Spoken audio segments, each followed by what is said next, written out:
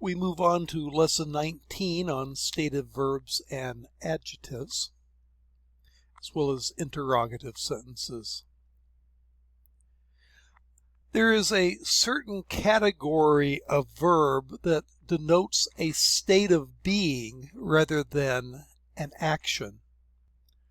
So, for example, kaved means he or it is heavy. And yakol means he or it is able. And malay means he or it is full of or full. And so in each one of these cases, the verb expresses a state of being. So, and it behaves, you can have it in the perfect or the imperfect and all the different forms. In the perfect, often it'll have a theme vowel of either a sere or a holum, as opposed to the patah. So kaved is here, it is heavy, but then kavada is and she is heavy, and then kavadta is you are heavy, and kavad is you lady are heavy, which you probably don't want to say to a lady. And then kavadti is I am heavy. Heavy can mean heavy with gold and hence rich. So if you mean she's overweight, you don't want to say that to a lady, but you might say it if it means you're saying she's rich. Notice that the E vowel only shows up in the third masculine singular form, then it changes to an A vowel in other places where the vowel doesn't reduce to shava. With yakol, here it is able, it behaves the same way. So yakala would be she is able, yakolta is you are able, yakolt is you lady are able, and on down the list. Here it does keep the O vowel all the way through. And then malay, to be full, because of the aleph and aleph liking E vowels, unlike kabad, which changes to an A vowel with the third masculine singular and second masculine singular and second feminine singular, you keep the E vowel all the way through, to be full, to be full of. Stative verbs denote a state of the subject rather than describing an action, and so they're best translated in English as predicate adjectives with is or was being the verb. So if you say kaved ha-ra'av, kaved ha-ra'av, that means ra'av is famine. The famine was or is heavy would be the way to translate that. Or ani malay, I am full. Now, as it turns out, the adjective form of these is very close to the perfect. So here you have kaved, heavy. Well, that's the same as the perfect. Here it is heavy. And so there's sometimes some ambiguity as to whether it's an adjective or whether it's a verb. Now, in this case, ani kaved, ani malay, malay has to be the adjective, because otherwise it would be malayti with a T ending. But the difference between ani malay, I am full, and malayti, I am full, is there's not much difference. So there are several forms that are kind of similar. Kaved, the adjective heavy, is identical to kaved. Here it is heavy. Kaveda, the adjective, talking about a heavy feminine thing, is close to the third feminine singular kavada, but the vowels are a little bit different, as you can see. This has a kamats and a shava versus a shava and a sere.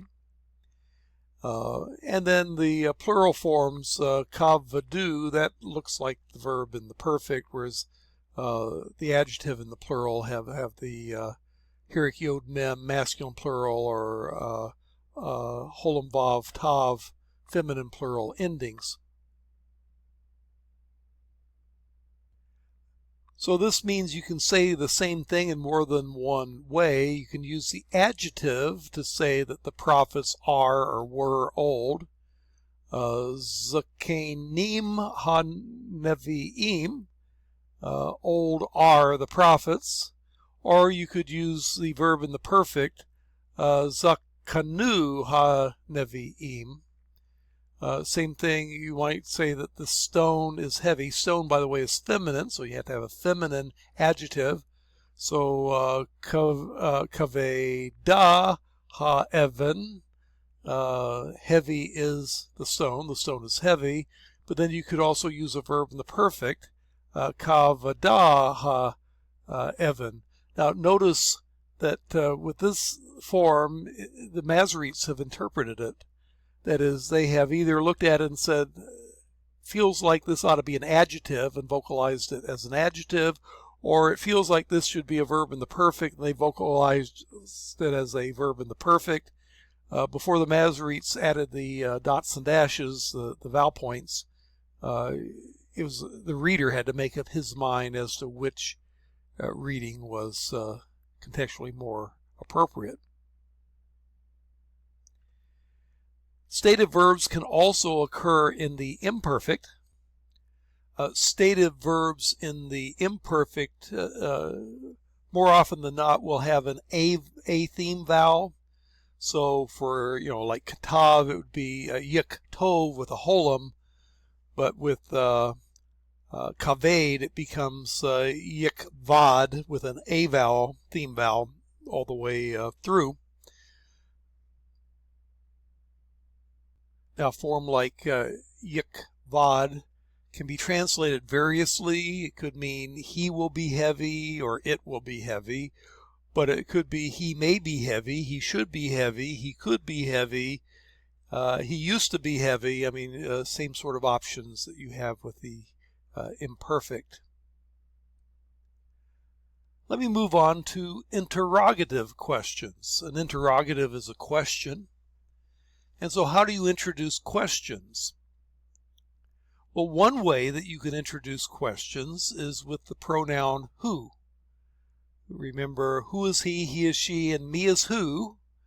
And me usually introduces a question, although occasionally it'll mean whoever and not be a question. But if you say mi ata, ata is the independent personal pronoun meaning you, so mi ata is who are you? Or lami halakta, to whom are you going? Or to whom did you go? Again, the perfect sometimes can mean usually past tense, but occasionally present. But to whom did you go would be lami halakta. You also have an interrogative ma, which is what, typically followed by a dagesh forte in the following word. So if you have ma zakaru, that would mean what did you remember? Or excuse me, what did they remember? U ending. And notice, typically before words beginning with strong letters, you'll get a doubling after the ma. So you have a ma with a pata. It's kind of like the article hey that doubles the zion here. And so, again, it's not a big deal. You can translate without understanding any of that. But that's what's going on there.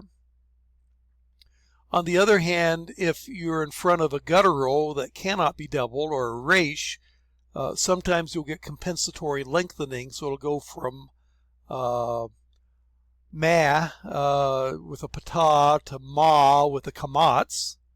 Ma'ele, what are these?